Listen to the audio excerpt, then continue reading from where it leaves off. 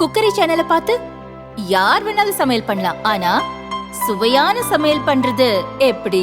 நான் இதயம் நல்லெண்ணெயில சமையல் பண்றேன். ஆஹா ஓஹோன்னு பாராட்டுறாங்க. நீங்களும் இதயம் நல்லெண்ணெயில சமையல் பண்ணுங்க, பாராட்ட வாங்குங்க. தினம் தோறும் வாங்குவே இதயம் இதயம்.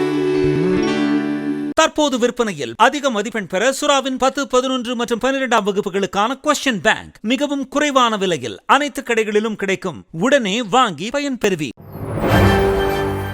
வணக்கம். செய்திச் சுருக்கம். பீகார் கோயிலில் கூட்ட நெரிசல், 7 பேர் பலி, பலர் படுகாயம். பீகார் மாநிலம் ஜெகனாபாத் மாவட்டம் பராவர் மலைப்பகுதியில் குப்தர்கள் காலத்தில் கட்டப்பட்ட பாபா சித்தேஸ்வரநாத் கோயில் உள்ளது. இங்கு ஆண்டுதோறும் ஆடி மாதம் நிகழும் திருவிழாவில் ஏராளமான பக்தர்கள் கலந்து கொள்வது வழக்கம். அதன்படி நேற்று இரவு ஆடி திருவிழா நடைபெற்றது. திருவிழாவில் பங்கேற்க ஏராளமான பக்தர்கள் கோயிலுக்கு வந்திருந்தனர். கட்டுக்கடங்காமல் வந்த கூட்டத்தால் இன்று அதிகாலை நெரிசல் ஏற்பட்டது. கூட்ட நெரிசலில் சிக்கி இதுவரை 3 பெண்கள் உட்பட 7 பேர் உயிரிழந்தனர். 35க்கும் அதிகமானோர் காயமடைந்துள்ளனர். இவர்கள் தற்போது மக்தும்பூர் மற்றும் ஜெகனாபாத் மருத்துவமனையில் அனுமதிக்கப்பட்டுள்ளனர்.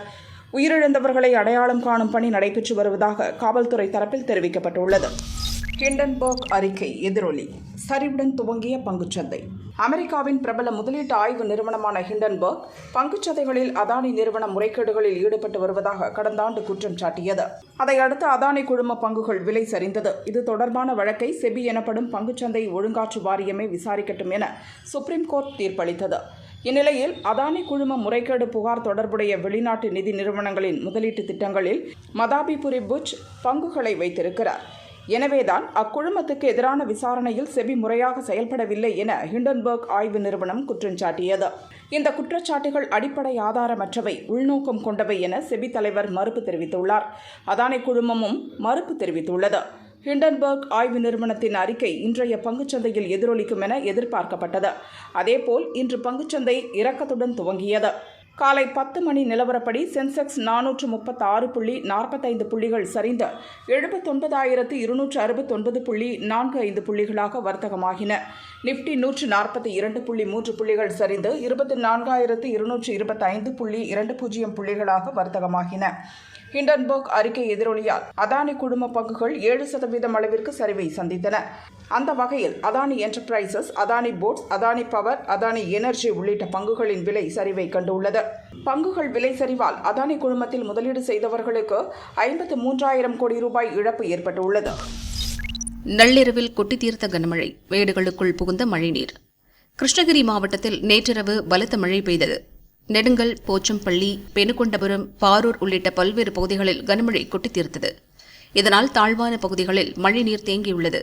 காவிரிப்பட்டினத்தில் குடியிருப்பு பகுதியான எம்ஜிஆர் நகரில் 5 அடிக்கு மேல் மழைநீர் பெருக்கெடுத்து ஓடுகிறது. இதனால் பொதுமக்களின் இயல்பு வாழ்க்கை பாதிக்கப்பட்டுள்ளது.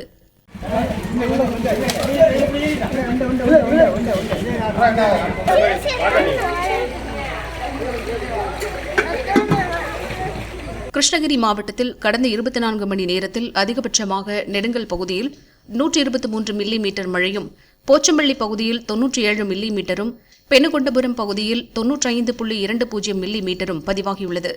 மேலும் தென்பெண்ணை ஆற்றின் நீர்பிடிப்பு பகுதிகளில் தொடர்ந்து மழை பெய்து வரும் நிலையில் கிருஷ்ணகிரி அணைக்கு நீர்வரத்து அதிகரித்துள்ளது. நிர்வாகிகள் நியமன விவகாரம், காங்கிரஸ் எம்பிக்கள் போர்க்கொடி, பட்டியல் தயாரிப்பில் இழுபறி. தமிழக காங்கிரஸ் தலைவராக செல்வ பெருந்தகை பொறுப்பேற்றதும் மகளிர் பிரிவு, ஊடகப் பிரிவு உள்ளிட்ட அணிகளுக்கு புதிய நிர்வாகிகள் நியமிக்கப்பட்டனர். முன்னாள் தலைவர் அழகிரியால் நியமிக்கப்பட்ட மாநில நிர்வாகிகள் மாவட்ட தலைவர்களில் சிலர் சரிவர செயல்படாமல் இருப்பதாக கூறப்படுகிறது. இதனால் மாநிலம் முழுதும் சுற்றுப்பயணம் செய்து புதிய நிர்வாகிகளை தேர்வு செய்ய மாவட்ட நிர்வாகிகள் கூட்டத்தை நடத்தினார் செல்வ பெருந்தகை. சின்னசேலம், தென்சென்னை, வடசென்னை, கிழக்கு உள்ளிட்ட 6 மாவட்டங்களில் மட்டும் இன்னும் கூட்டம் நடத்தப்படவில்லை. 15ஆம் தேதிக்குள் அந்த மாவட்டங்களிலும் கூட்டங்களை நடத்தி நிர்வாகிகள் பட்டியலுடன் மீண்டும் டெல்லி செல்ல செல்வ பெருந்தகை திட்டமிட்டிருக்கிறார். கட்சியில் மொத்தமுள்ள 77 மாவட்ட தலைவர்களில் இறந்து போன திருநெல்வேலி மாவட்ட தலைவர் ஜெயக்குமார் உட்பட 8 மாவட்ட தலைவர் பதவிகள் காலியாக உள்ளன. இந்த நிலையில் 2 சட்டசபை தொகுதிகளுக்கு ஒரு மாவட்ட தலைவர் என 117 பேரை நியமிக்கும் திட்டமும் இருக்கிறதாம். சிதம்பரம், தங்கபாலு, இளங்கோவன், கிருஷ்ணசாமி, திருநாவுக்கரசர், அழகிரி, சுதர்சன நாச்சியப்பன், பீட்டர் அல்போன்ஸ், செல்லக்குமார் உள்ளிட்டோரிடம் ஆதரவாளர் பட்டியலையும் மாநில தலைமை கேட்டுள்ளது.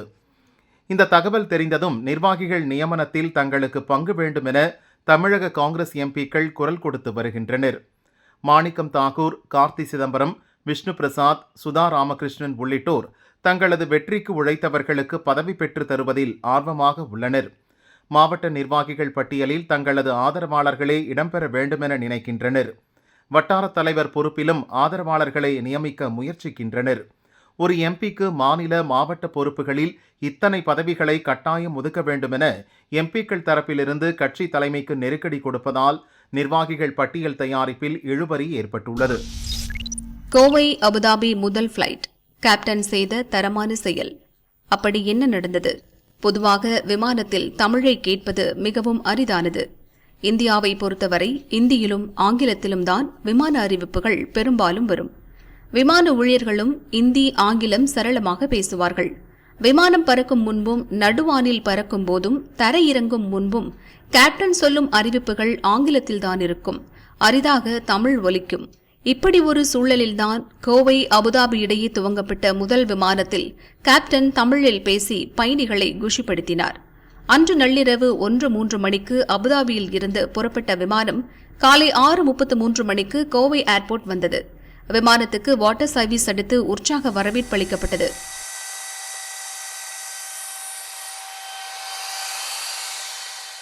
கோவையிலிருந்து மீண்டும் 7:40 மணிக்கு கிளம்பியது.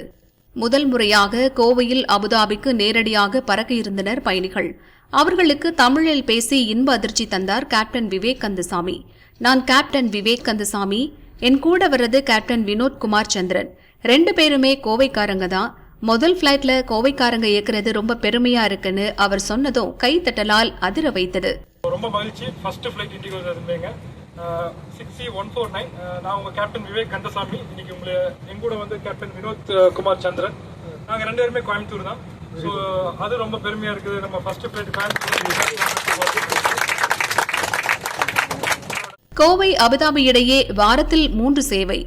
செவ்வாய், வியாழன், சனி ஆகிய நாட்களில் அபுதாபி பறக்கலாம்.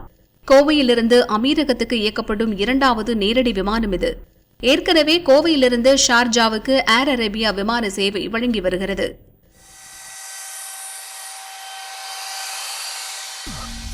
வயநாடு நிவாரணத்துக்காக 5000 ரூபாய் வழங்கிய மாணவன். புதுக்கோட்டை அடுத்த கேப்பரை அருகே இந்திரா நகரில் வசிப்பவர் சிவக்குமார். அதே பகுதியில் டீ கடை நடத்துகிறார். கொரோனா காலகட்டத்தில் அப்பகுதியில் உணவின்றி தவித்த பச்சிளம் குழந்தைகளுக்கு இலவசமாக பால் வழங்கினார். இப்போது வரை அதை நடைமுறைப்படுத்தி வருகிறார். கொரோனா 2வது அலையின் போது ஆக்சிஜன் சிலிண்டர் இன்றி தவித்தவர்களுக்காக இவர் கடையில் தேநீர் மொய்விருந்து வைத்து நிதி திரட்டி மாவட்ட கலெக்டரிடம் வழங்கினார். இப்படி பலருக்கும் உதவிக்கரம் நீட்டி வருகிறார். இப்போது கேரளாவின் வயநாடு நிலச்சரிவில் பாதித்தவர்களுக்கு உதவ தேநீர் மொய்விருந்து நடத்த திட்டமிட்டார். அதன்படி இன்று காலை 6 மணிக்கு தேநீர் மொய்விருந்தை துவங்கினார். கடைக்கு வரும் வாடிக்கையாளர்கள் தங்களால் முடிந்தவரை பணமாகவும் QR கோட் மூலமாகவும் நிவாரணத் தொகையை வழங்கினர். அப்பகுதியைச் சேர்ந்த 7ஆம் வகுப்பு மாணவன் சபரி தனது பாட்டியுடன் தேநீர் மொய்விருந்தில் கலந்து கொண்டார். மாணவன் சிறுக சிறுக சேர்த்து வைத்திருந்த 5000 ரூபாயை வயநாடு மக்களுக்காக நிவாரண நிதியாக வழங்கினான். இதை கண்ட அனைவரும் நெகிழ்ச்சி அடைந்தனர். சிவக்குமார், சபரியின் செயலை பலரும் பாராட்டி வருகின்றனர்.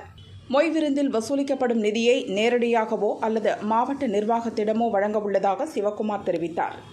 ஒரு 12-13 வருஷமாகவும் இங்கே வந்து ஒரு 3 வருஷம், இது ஒரு 3 வருஷம் நம்ம தொடர்ந்து இது 4வது ஆண்டுகளாக 4 வருஷத்துக்கு மேலே இந்த மொய்விருந்து விழா வச்சுருக்கோம். முதல்ல வந்து கொரோனா நிதிக்காக நம்ம கொரோனா உதவி கேட்டு இருந்தாங்கங்கிறதுக்காக கொரோனா காலத்தில் மொய்விருந்து வச்சு மாவட்ட ஆட்சியர்கிட்ட கொடுத்தோம். அது பிறகு இலங்கை தமிழருக்கான மொய்விருந்து வச்சு நம்ம தமிழக முதல்வர்கிட்ட நேரடியாக கொடுத்தோம். அவர் வந்து இங்கே புதுக்கோட்டை வரும்போது கொடுத்தோம். 3வது வந்து இந்த பகுதியில் இருக்க ஏழைகளாக தேர்வு பண்ணி அவங்களுக்கு வந்து ஆட்டுக்குட்டி வாங்கி கொடுக்குறதுக்கு ஒரு 12 ஆட்டுக்குட்டி 11 பேருக்கு வாங்கி கொடுத்தோம். அதுக்கு பிறகு இப்போ பேரிட காலத்தில் ஏதாவது ஒன்றுனா இப்போ கேரளாவில் வந்து பெரிய வெள்ளம் வந்துருச்சு. ரொம்ப மனசு வேதனை ஆயிடுச்சு. வயநாடே ரொம்ப இதாகிருச்சு, அழிஞ்சிருச்சு. என்ன பண்ணணும்னு எல்லாம் உதவி செஞ்சாங்க. நம்ம ஏற்கனவே செஞ்ச மொய்விருந்து விழாவே திருப்பி வைப்போம்னு சொல்லி மொய்விருந்து விழா வச்சுருக்கோம். இன்றைக்கி காலையிலேருந்து வந்து எல்லாம் டீ சாப்பிட்டு அவங்கள இயன்றதை போட்டு போகிறாங்க. 500, 100 10 ரூபா 20 ரூபா உங்களால் முடிஞ்ச ஒரு பையன் கூட 5000 ரூபா போட்டிருந்தாரு. எனக்கு ரொம்ப பெருமையாக இருக்குது, சந்தோஷமாக இருக்குது. நான் மட்டும் உதவுறேங்கிறதில்ல இல்லை, என்னோட சேர்ந்து எல்லாரும் செய்கிறாங்க. வாடிக்கையாளர் தான் இது முன்னிலை நிற்கிறாங்க. நான் வந்து கம்மி தான். இன்றைக்கி எனக்கு டீ பலகாரம் தான் நான் கொடுக்க போகிறேன். அவங்க அதுக்கு விலை மதிப்பில்லாத டீ இதுக்கு அவங்க விலை இல்லாத பணமும் நிறையா செய்கிறாங்க. ஏன்னா இப்போ ஒரு 5000 போட்டால் ஒருத்தர் 1000 போட்டாங்க. இது இல்லாமல் என்னோட இந்த இதில் கூகுள் பேலெல்லாம் போட்டிருக்காங்க. இப்போ நிறையா பேர் போட்டிருக்காங்க. ரொம்ப சந்தோஷமாக இருக்குது. நேற்றைய மேலே இப்படியே வந்து 5200 ரூபா வந்துருந்துச்சு. பெருமையாக இருக்குது. இன்னும் அவங்க செஞ்சாங்கன்னா அது என்ன, நீ சாயந்தரம் தான் எவ்வளோ இருக்குன்னு பார்க்கணும். கொஞ்சோண்டு அமௌண்ட்டாக இருந்தால் இங்கேருந்து அனுப்பி விட்ருவோம். கொஞ்சம் கூடுதலாக அனுப்பி வந்துருந்தா கொண்டு போய் நம்ம அங்கே நேரடியாக செய்யலாம். எவ்வளோ வருதுங்கிறத நீ சாயந்தரம் தான் தெரியும். தாத்தா, உங்க தாடி சூப்பர். மோடியை நிகழ வச்ச சுட்டி. வைரலான வீடியோ. பிரதமர் மோடி வயநாடு நிலச்சரிவு பாதிப்பு பகுதிகளை நேர்ல விசிட் பண்ணாரு. ஹாஸ்பிட்டல் இருக்கிறவங்கள சந்திச்சு ஆறுதலும் சொன்னாரு. ஒரு பெண்ணுக்கு துணையா குட்டி குழந்தையும் ஹாஸ்பிட்டல்ல இருந்துச்சு. அந்த குழந்தைய பார்த்ததும் மோடிக்கு ஏதோ ஒரு இனம் புரியாத சந்தோஷம். குழந்தைய கொஞ்சம் ஆரம்பிச்சிட்டாரு. குழந்தைக்கும் ஒரே கொண்டாட்டம். நம்மளோட விளையாடுறது நாட்டோட பிரதமர்னோ 140 கோடி மக்களோட பிரதிநிதினோ அந்த பிஞ்சு குழந்தைக்கு தெரிஞ்சிருக்குமான்னு தெரியல. மோடியோட கண்ணோ தாடிய தடவுன குழந்தை கண்ணாடியை கழட்டி விளையாடுச்சு. மகிழ்ச்சி பொங்க மோடியும் குழந்தைய கொஞ்சினாரு.